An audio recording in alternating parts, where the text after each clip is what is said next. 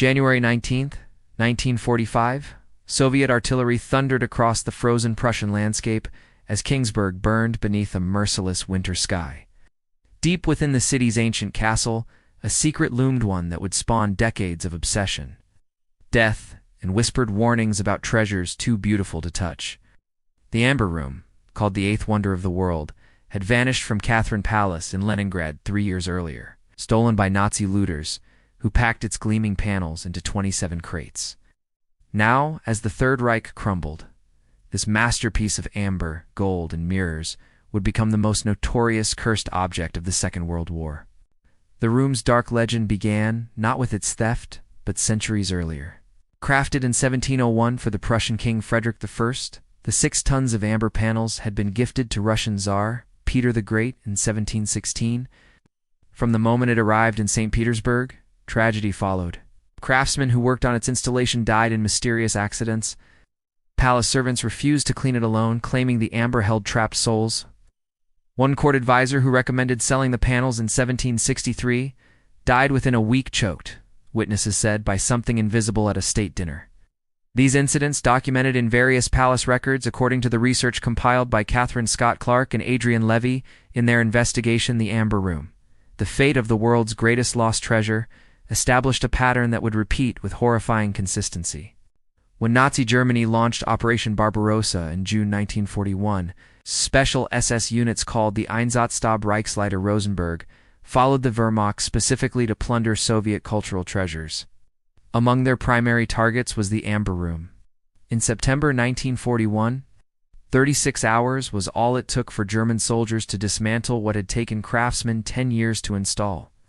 The panels were shipped to Kingsburg under the supervision of Dr. Alfred Rode, director of the city's Castle Museum. Rode became the curse's first modern victim. His letters to colleagues reveal growing paranoia about the amber. He wrote of nightmares where the panels wept blood, of workers who refused assignments involving the room's care, of an assistant who went mad and tried to burn one panel before shooting himself. Rode died in February 1945 under mysterious circumstances. Some records suggest dysentery, but witnesses claimed he and his wife perished the same night in their locked home, their faces frozen in expressions of absolute terror. No autopsy was ever performed. As Soviet forces closed in on Kingsburg that January, the Amber Room disappeared. Some believe it was destroyed in the bombing. Others insist it was evacuated. But the deaths didn't stop. Yakov Jandelovich, a Soviet investigator assigned to find the room in 1945, died in a car crash within months. Georg Stein, a German soldier who claimed knowledge of its location, was found dead in Munich in 1987, murdered, though nothing was stolen. The pattern was undeniable. Most disturbing were the accounts from those who claimed to have seen fragments of the amber after the war. They spoke of an unnatural warmth emanating from the pieces, of reflections in the amber that showed faces not present in the room, of a compelling desire to possess it that overrode all reason. The curse was no longer legend. It was counting bodies. November 23, 1943. A Japanese Kawanishi H-8K flying boat crashed into the Pacific Ocean near Guadalcanal after a fierce engagement with American F-4F Wildcats. All 11 crew members perished in the wreckage that slipped beneath the waves off Tassafaronga Beach. The aircraft should have become another forgotten casualty in a war that would claim millions, but this particular seaplane had other intentions. What followed transformed a routine loss into one of the Pacific theater's most disturbing legends, the story of Emily, the phantom seaplane that allegedly appeared to Allied pilots for the remainder of the war and beyond. The Japanese called their H-8K seaplanes Type II flying boats, but Allied forces used the codename Emily. This particular aircraft, tail number 3615, had gained a reputation among Japanese naval aviators at Rabaul. Its crew reported mechanical impossibilities in jets that restarted after catastrophic damage, controls that responded when hydraulic lines were severed, miraculous returns from missions that should have been one-way trips. According to accounts preserved in post-war interrogations documented by historians researching Pacific air operations, the plane's original pilot, Lieutenant Commander Hideaki Matsumoto, had performed a Shinto blessing ritual on the aircraft in March 1943, asking the spirits to protect his crew. 7 months later, Matsumoto and his men were dead. The first Allied encounter with Phantom Emily occurred just 3 weeks after the crash. Lieutenant Robert Thatcher, a Navy F-6F Hellcat pilot from USS Enterprise, reported engaging an H-8K seaplane at dawn on December 14, 1943. He achieved multiple hits. He was certain of it watching pieces fly from the Emily's fuselage. But the seaplane didn't smoke, didn't descend, didn't react. Thatcher pursued for 15 minutes before his fuel situation forced him to break off. When he returned to the Enterprise, his gun cameras showed something impossible. Clear footage of an H-8K that appeared translucent in certain frames, its interior structure visible through the hull as if the metal itself was glass. Intelligence officers classified the film immediately. Thatcher was ordered to silence. He violated that order in 1968, giving an interview to a military aviation magazine before dying of a heart attack that same week. He was 49 years old and in excellent health. Similar encounters multiplied throughout 1944. A B-24 Liberator crew over Truk Lagoon in February reported a Japanese seaplane pacing them at identical speed for an hour. Close enough to see the cockpit empty, no crew visible despite perfect formation flying. Marine pilots on Bougainville swore they shot down the same Emily 3 times in 1 month. Each time watching it spiral into the jungle, each time seeing it again days later unmarked and pristine. The Phantom's appearances followed patterns. It emerged most frequently at dawn or dusk. It never attacked, never deviated from straight flight paths, never responded to radio calls. Witnesses reported an overwhelming sense of melancholy when near it, several describing sudden tears and profound homesickness. One P-38 pilot, who flew within 50 feet of the apparition in June 1944, claimed he saw faces pressed against the seaplane's windows. Not Japanese faces, he insisted, but the faces of everyone he'd ever killed. Most disturbing were the rescue missions. On 4 documented occasions, Allied pilots followed the Phantom Emily to crash sites, finding survivors they wouldn't have located otherwise.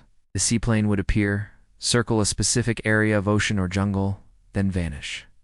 Search parties invariably found downed airmen at those locations. American, Japanese, Australian, it didn't discriminate. The sightings continued into 1945, with the last confirmed report coming from a B-29 crew returning from a raid on Tokyo in August. Just days before Japan's surrender, Phantom Emily escorted them for 200 miles, maintaining formation through storms and flak. April 11, 1945. American soldiers of the 6th Armored Division liberated Buchenwald concentration camp, unprepared for the horrors that would haunt them forever. Among the emaciated survivors and piled corpses, Private First Class Daniel Hartman found something that shouldn't have existed in that place of mechanized death, a violin. Perfectly preserved, resting on a shelf in what had been the camp commandant's office. The instrument was exquisite, a 19th-century Italian-crafted piece with unusual dark varnish and silver fittings. Carved into the scroll was a name, Bronislaw Huberman, 1936. Hartman, a music student before the war, recognized that name. Huberman was one of Europe's most celebrated violinists. This instrument should have been in a concert hall, not a death camp. What Hartman didn't know was that he'd just claimed an object that 23 people would die trying to possess over the next 80 years. Bronislaw Huberman had owned 3 extraordinary violins during his career, but this one was Specialist 1727 Guarneri del Gesù that he'd purchased from a Viennese collector. In November 1936, the instrument was stolen from Huberman's dressing room at Carnegie Hall in New York. The theft made international headlines. The violinist, a Polish Jew who had fled Nazi persecution and was organizing the Palestine Orchestra to save Jewish musicians, offered a substantial reward. The violin vanished as if it had never existed, its disappearance one of the art world's great mysteries. No one suspected it had been returned to Europe, eventually coming into possession of SS Hauptsturmführer Klaus Reinhardt, Buchenwald's deputy commandant. According to research documented by historians studying Nazi art looting, including investigations detailed in The Rape of Europa by Lynn Nicholas, SS officers frequently kept stolen treasures as personal prizes, separate from officially catalogued plunder. Reinhardt, who fled Buchenwald in early April 1945 before liberation, left behind his hastily packed quarters. The violin was his most prized possession, but he had no time to take it. Private Hartmann shipped the violin home to Philadelphia, intending to return it to Huberman before he could arrange the meeting. Hartmann died in a house fire in July 1945, a fire that destroyed his entire apartment building, yet somehow left the violin case completely untouched in the rubble. Firefighters found it the next morning, not even warm to the touch, while everything around it had been reduced to ash. The violin passed to Hartmann's brother, William, who attempted to sell it through a Boston dealer in October 1945. The dealer, Marcus Steinberg, examined the instrument on a Tuesday afternoon. He called it the finest Guarneri he'd ever seen. By Thursday, Steinberg had suffered a massive stroke at his workbench, his hands still clutching the violin's neck. He was 34 years old with no history of health problems. His widow refused to touch the instrument, screaming that she could hear music coming from it at night. Music that played itself, she insisted, while the violin remained in its closed case. Bronislaw Huberman never reclaimed his violin. He died in June 1947 of a heart attack in Switzerland, having never been told it had been found. The instrument circulated through the shadowy world of estate sales and private collectors, leaving a trail of tragedy. In 1953, collector James Whitmore in Chicago purchased it for his daughter, a Juilliard student. She played it once in a recital, delivering what audience members called the most emotionally devastating performance they'd ever witnessed. She killed herself that night, leaving a note that read simply, "I can hear all of them screaming inside it." The violin acquired a reputation. Dealers warned each other about it. Some claimed the dark varnish wasn't varnish at all, but something organic. Others insisted they could see faces in the wood grain, not natural patterns but actual human features pressed into the maple. Mouths open as if screaming. December 6, 1944, SS Reichsfuhrer Heinrich Himmler held a private ceremony in Wolfsburg Castle. The SS headquarters in North Rhine-Westphalia that he'd transformed into a center for occult research and pagan ritual.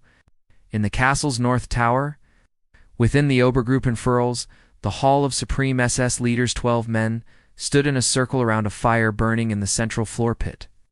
Each was a high-ranking SS officer. Each had committed atrocities across occupied Europe, and each received that night a ceremonial dagger from Himmler's own collection. These weren't the standard SS honor daggers issued to troops. These were unique pieces, forged from melted-down silver seized from synagogues across Poland and inscribed with runes from the Armanen system that Guido von List had created. Himmler told his officers these daggers bound them together in blood and spirit, ensuring their brotherhood would transcend death. Within 18 months, all 12 officers would be dead. What happened to those who later possessed their daggers suggested Himmler's ritual had worked, but not in any way he'd intended.